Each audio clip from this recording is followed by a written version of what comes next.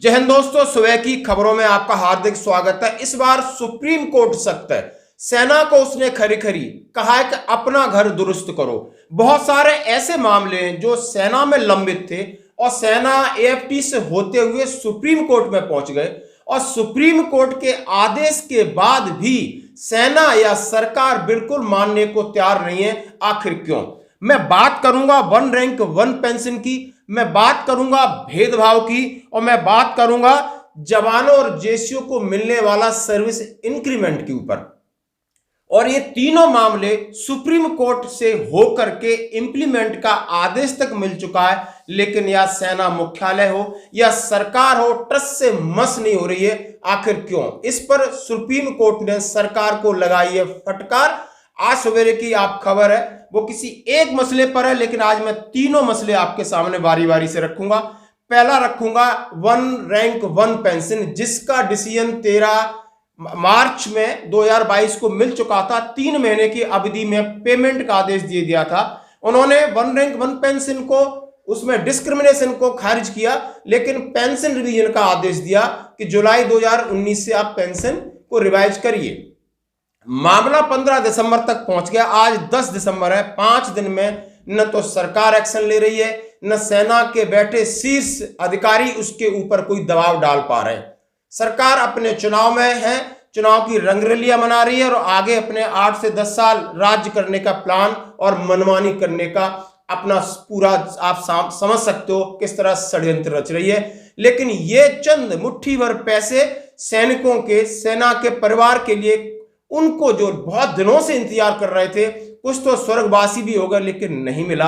अब मामला हो सकता है 15 दिसंबर के बाद कंटेम्प्ट ऑफ कोर्ट का मामला हो, लेकिन आखिर कोर्ट क्या करेगा? कोर्ट ने तो आदेश ऑलरेडी दे रखा है इसके ऊपर। दूसरा बात कहता हूं मैं आपको, जवानों का सर्विस इंक्रीमेंट एक ऐसा इशू जो जेसीओ, जवानों, केंद्रीय कर्मचारियों के लिए हो।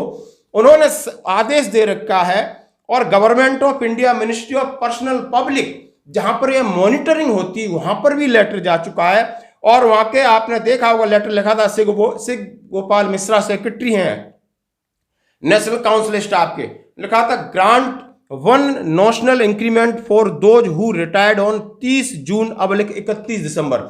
यानी मैं इसको हिंदी अंग्रेजी से कोई फर्क नहीं पड़ता, आप सब जानते हैं कि 30 जून को रिटायर होने वाला बंदा वो 1 साल सर्विस करता है, लेकिन एक इंक्रीमेंट उसको नहीं मिलता है। वो एक इंक्रीमेंट उस समय उसको कम से कम 2 से 2.5 हज़ार का होता है, और उसकी ग्रेच्युटी हो, कम्यूटेशन हो, पेंशन हो, उसमें कितना असर डालता है, पूरा जीवन भर सफर करता है, जो कि उसका अधिकार है। और इसके ऊपर, उस अधिकार के ऊपर, in the wake of recent order of the honourable supreme court in cases involving claims for grant of national increment on 1 जुलाई अब 1 जनवरी to the central government employees having their date of retirement on 30 जून अब 31 दिसंबर respectively. यानी court का आदेश के बाद भी यहां अवमानना हो रही है, यहां कोई नहीं सुन रहा है। क्यों ऐसा है? तो ये इंक्रीमेंट का, जो कि काफी लोग इंतजार कर रहे हैं, काफी लोग एएफटी से जाकर एमओडी तक पहुंचे, एमओडी उनको क्रेडिट नहीं कर रही है। कोर्ट ने भी आदेश दे दिया, फिर भी अपना बोले हम इसको ऊपर एक्शन लेंगे। कब लेंगे ये किसी को पता नहीं, ये सरकार लेगी या दूसरी लेगी, कोई पता नहीं। तीसरा मामला आज आया है कि भेदभाव, और उसमें भेदभाव महिला अधिकारियों के लिए, महिलाओं के सम्मान के लिए सेना में उन्हें भर्ती किया गया। आप देख सकते हो, पहले शॉर्ट सर्विस कमीशन था, अभी एनडीए से भी महिला पास आउट होने वाली हैं, लेकिन इनके साथ प्रमोशन में भेदभाव। तब उन्होंने कहा है कि अपना घर दुरुस्त करिए।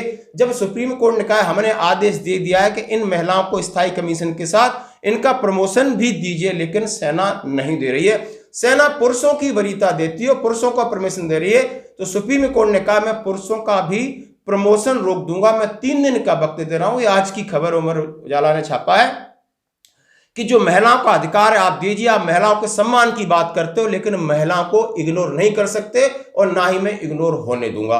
मतलब सुप्रीम कोर्ट के इतने करेक्ट जजमेंट के बाद भी सरकार और सेना के उच्च स्तरीय संगठन इसको डिनाई कर रहे हैं। ये हमारे लिए दुर्भाग्य की बात है। धन्यवाद।